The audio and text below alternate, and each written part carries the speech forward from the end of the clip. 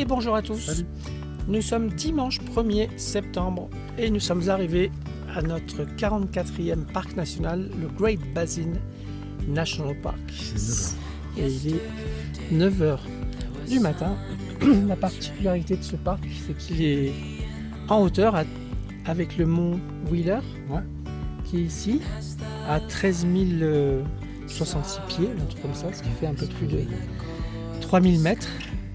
Et il y a un glacier qu'on voit, qu'on voit pas d'ici, mais on sait qu'il est là-haut, et avec la longue vue, on a vu un petit bout de neige. C'est super, c'est très calme. C'est ce glacier qui existe en Nouvelle-Zélande.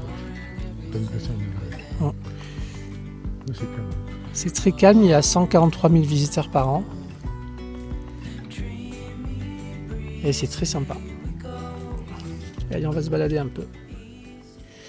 Ici, on est presque à 10 000 pieds d'altitude sur le Great Basin National Park, et on voit toute la vallée avec Baker en bas sur la droite, la métropole de 41 habitants. C'est magnifique.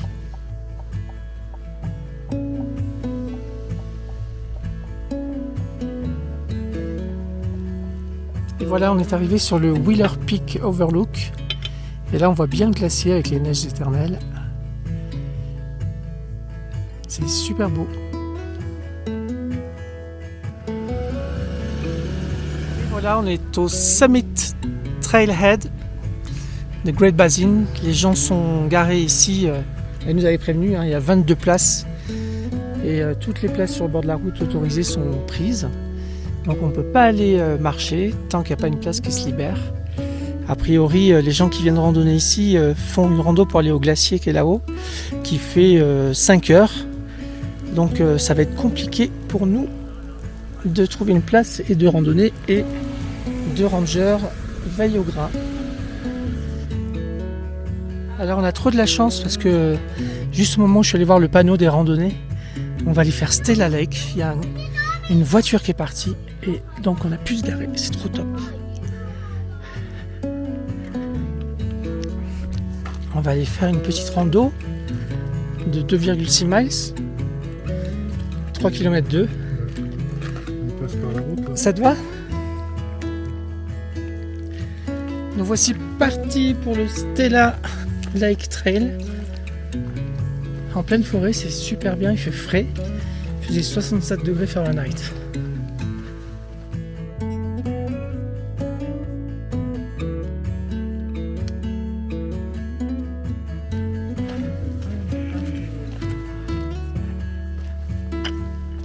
Un bristlecone. Il est superbe. Ah, c'est trop beau.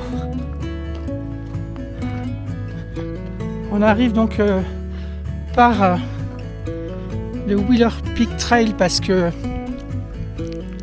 la route est fermée. On ne peut pas aller au trailhead de Stella Lake, là, le lac qu'on voit devant. Donc ça fait 2 km, ça monte un petit peu, mais ça va, c'est tranquille. Et on est surtout à 3178 mètres d'altitude. C'est dingue. On le ressent dans la respiration. Mais c'est juste superbe. Il n'y a pas un chat.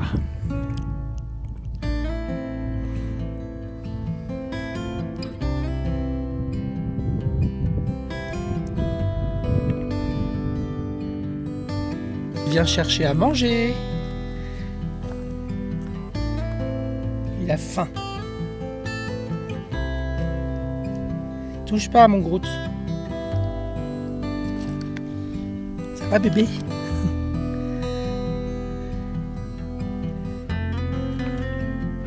L'eau est tellement pure et claire. C'est vraiment super beau.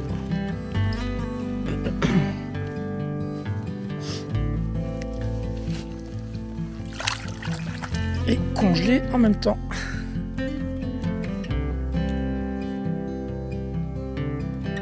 Celui-là est magnifique. Allez, on continue le trail pour faire la petite boucle. du bassin. Le trail s'appelle Alpine Lake Loop.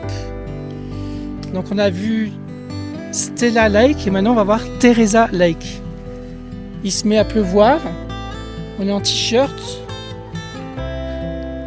Le temps est grisonnant mais ça va. J'espère qu'on va pas se prendre trop de pluie parce qu'il nous reste pas mal de kilomètres à faire avant d'arriver. Mais c'est vraiment super beau.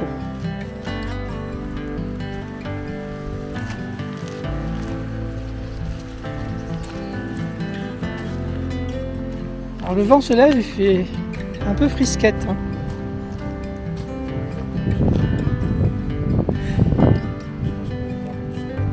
Le vent vient du sommet, ouais.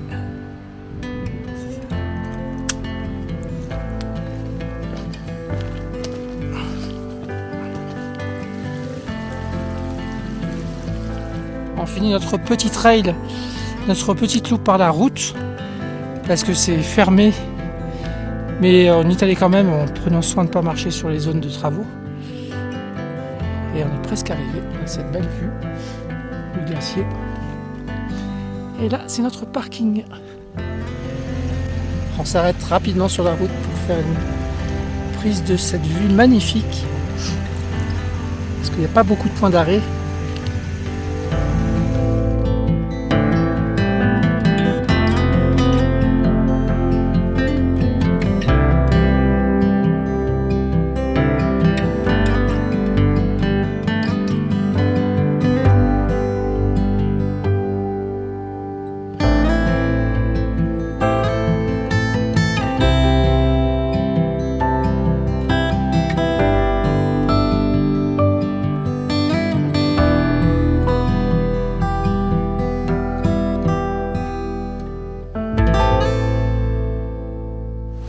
Allez, on s'arrête à 12h15, pique-niquer à Lehman Creek, c'est super mignon.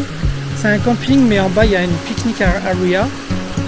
Donc on va aller squatter une des deux tables ici. C'est très joli. Salut les nénettes.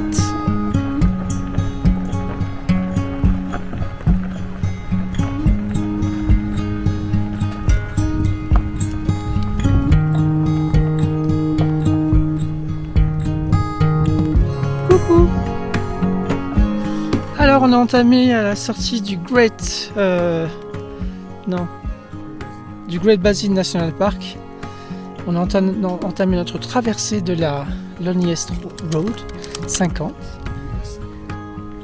Et là on s'est arrêté sur un petit historique parc qui s'appelle Wild Charcoal Ovens.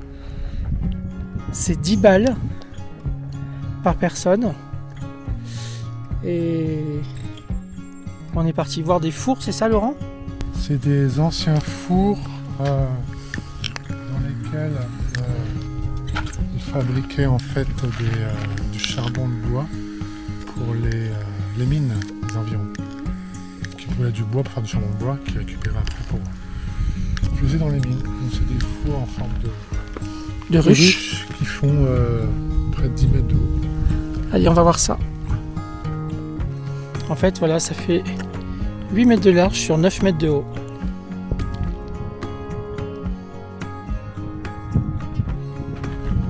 Voici l'entrée d'un des fours.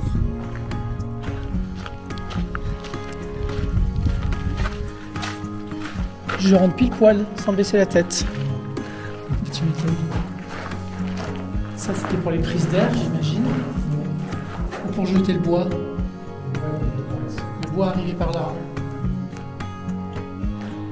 Et donc ça brûlait.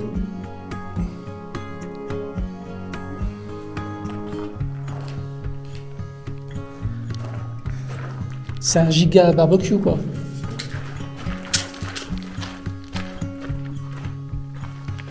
L'entrée fait 1m70 pile poil. Voilà, il y en a 6 comme ça. C'est ça.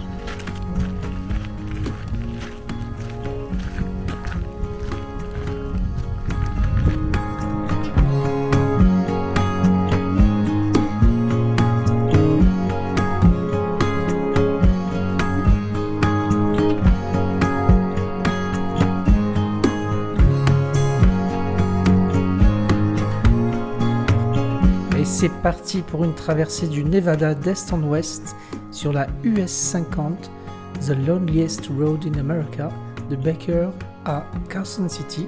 C'est une route de 381 miles qui nous attend au milieu de nulle part.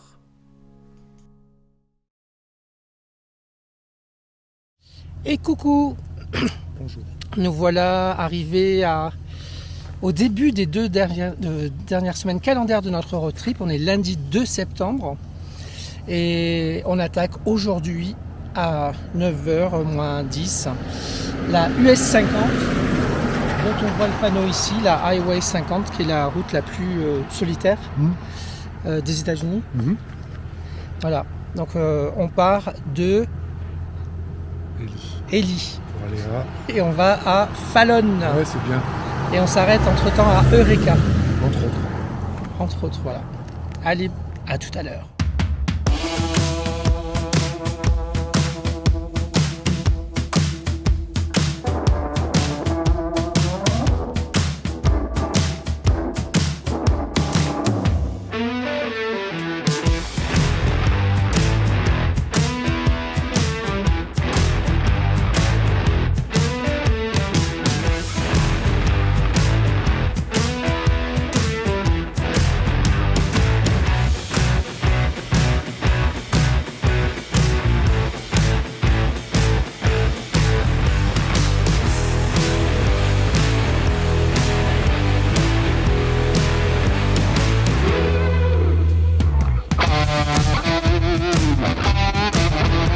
On se trouve à Eureka sur la US 50. On vient de faire notre premier arrêt. Pas grand monde, hein.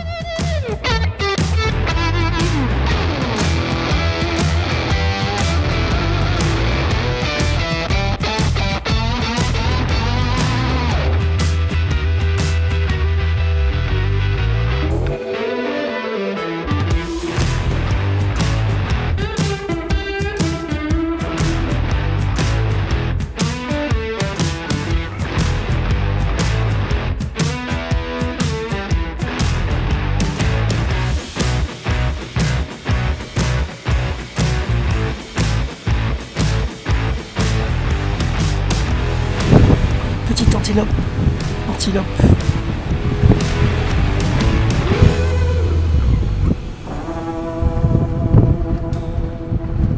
Toute seule dans le désert.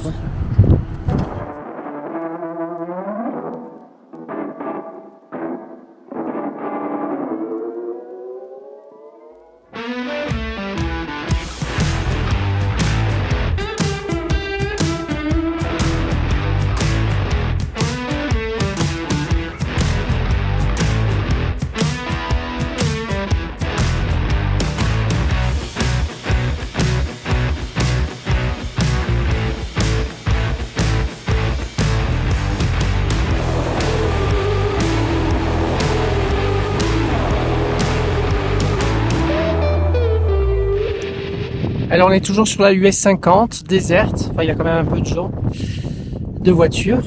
On s'est arrêté voir des hot springs, mais c'était pas terrible parce que c'était une espèce de baignoire bleue. Elles sont là-bas. Et il y a quand même une vue magnifique. On voit une voiture qui revient d'ailleurs des hot springs. Donc on s'est pas baigné parce qu'il y avait... on voulait pas déranger les gens. C'était un peu trop petit. C'est vraiment très très joli.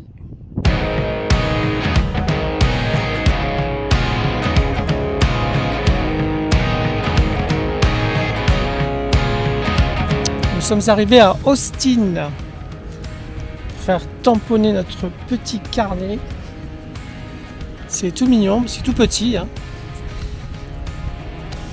Mais il y a du réseau. Le vieux motel désaffecté. Lincoln Motel. Et en piteux état. Hein. Et ici, bah, c'est un café. Ils font des hamburgers. And fries.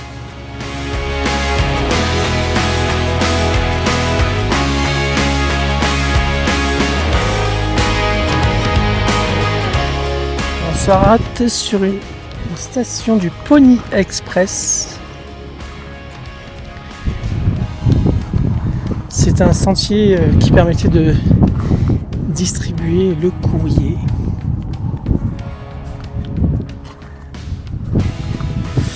On est toujours sur l'US 50. Et donc sur ce point, il n'y a rien. Avant d'arriver à notre prochain point d'intérêt, qui sont des sand dunes. Et ensuite, notre stop à Fallon. C'est vraiment impressionnant. Toute cette immensité où il n'y a rien. Oh, un passant.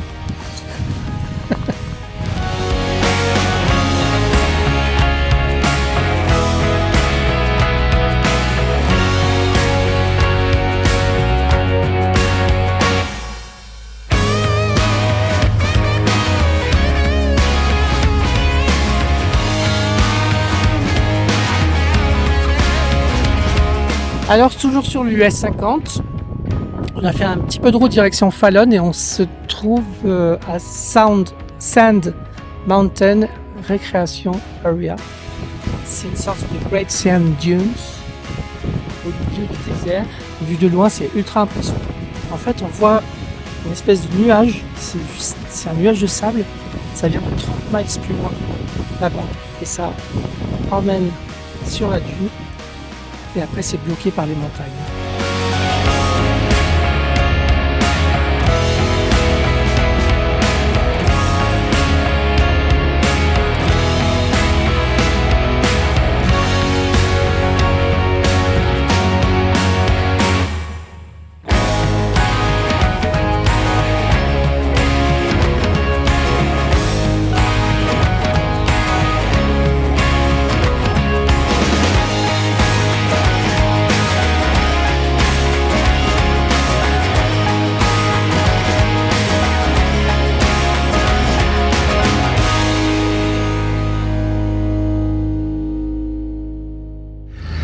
Bonjour. Bonjour. Nous sommes aujourd'hui le mardi 3 septembre 2024. Il est 9h45. Nous sommes à Virginia City, dans le Nevada. Virginia City, ancienne ville minière de l'or, encore une fois, forcément presque proche de la Californie, donc beaucoup d'or, qui a connu donc un boom historique, un boom dans les années 1800. Et après que les fils ont été épuisés, ils ont quand même conservé la ville, a été restaurée. Et tous les bâtiments historiques ont été préservés, conservés et maintenus enfin. Donc là on est juste là pour visiter un peu. C'est sympa, il fait bon. Il fait 71. Limite froid. Hein. Limite froid. Et ça sera notre avant-dernier arrêt dans le Nevada. Après on va visiter Carson City, la capitale, le Capitole, et on arrivera enfin à la maison, en Californie. Allez, voilà. Bonne journée. À plus.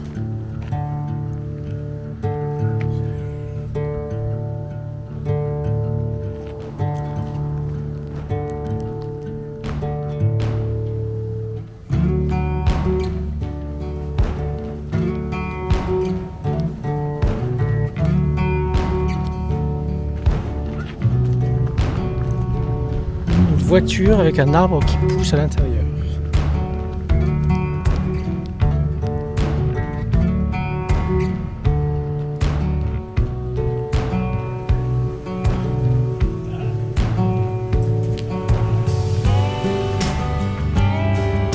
Thank you.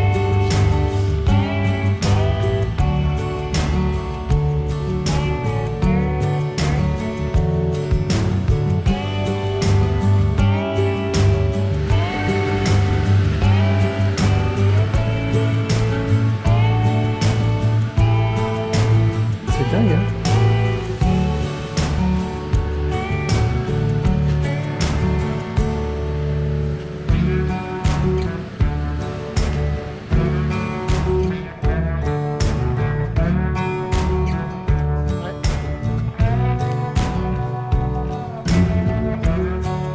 Voici la belle église de Virginia City, St. Mary's in the Mountains.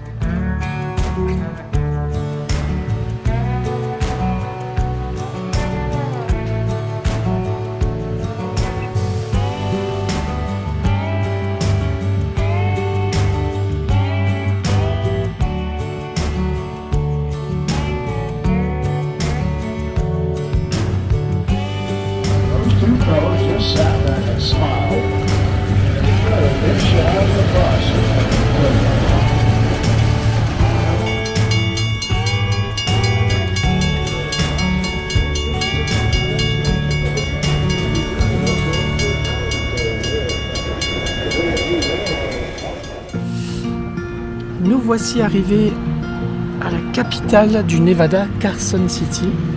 Et ici, on se trouve devant le Capitole, qui est complètement différent de tous ses confrères, parce que là, on est dans un parc très ombragé, avec beaucoup d'arbres. Alors qu'habituellement, c'est sur un sommet grandiose.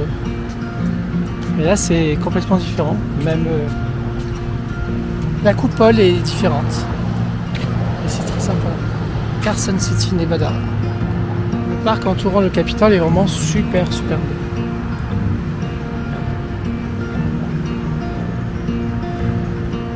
Il est 12h54, on est arrivé à Kings Canyon pour aller voir une petite cascade qui est pas loin, qui est à 500 mètres.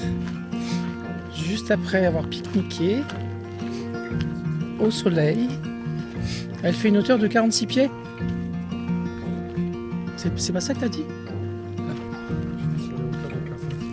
Ah, sur les hauteurs de Carson City. On voit là-bas. La capitale du Nevada. On a été faire tamponner notre passeport de survival. Et on va recevoir un certificat à la maison. On espère.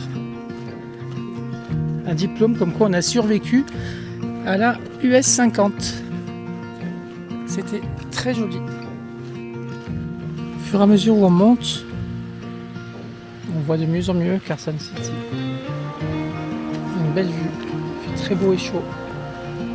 Et on est presque arrivé. Ah, c'est cool, on arrive dans un coin ombragé. Après 500 mètres de montée, pour découvrir cette fameuse waterfall de Kings Canyon. On n'est pas dans le National Park. Elle est super mignonne, elle ressemble à la Darwin Falls en plus grand de Death Valley.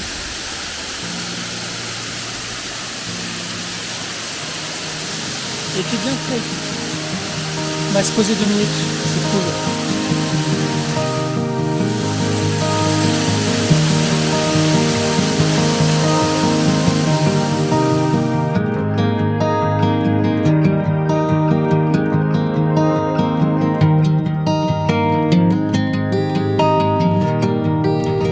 On arrive au lac Tahoe, il est 14h, il fait un temps superbe. On arrive par une route qu'on n'avait pas empruntée encore, puisqu'on vient de Carson City. C'est super beau, c'est magnifique, l'eau est claire, comme on voit ici sur le bord, c'est superbe.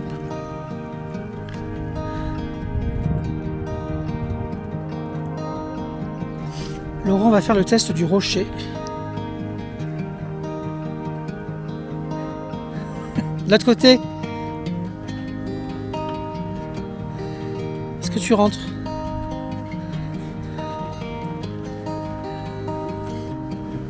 C'est bon, on peut continuer à manger.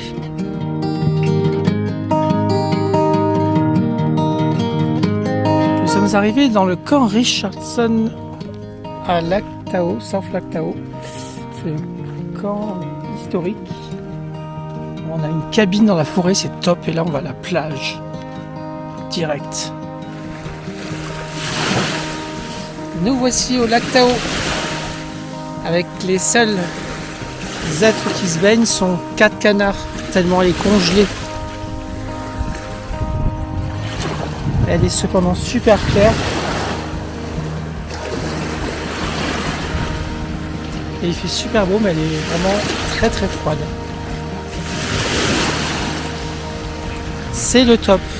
Première fois qu'on profite de ce lac Tahoe sans être envahi par les touristes. Le Labor Day vient de se terminer, le Burning Man aussi. Donc ils sont tranquilles. Et nous aussi. Voici notre petite cabine vue de près, avec une petite table pour le barbecue ce soir.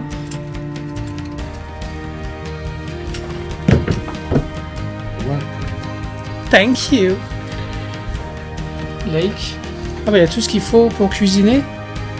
Ça c'est super. Une table, four à micro-ondes, grand frigo et congélateur. The bed. No clim, bah en même temps Nathalie disait qu'il faisait 0 degré l'autre matin. Et la petite douche. C'est vieux mais c'est authentique. Et c'est très sympa. Et surtout c'est 143 $ pour la nuit. Au lac Tao. Et voilà. On va passer une bonne soirée.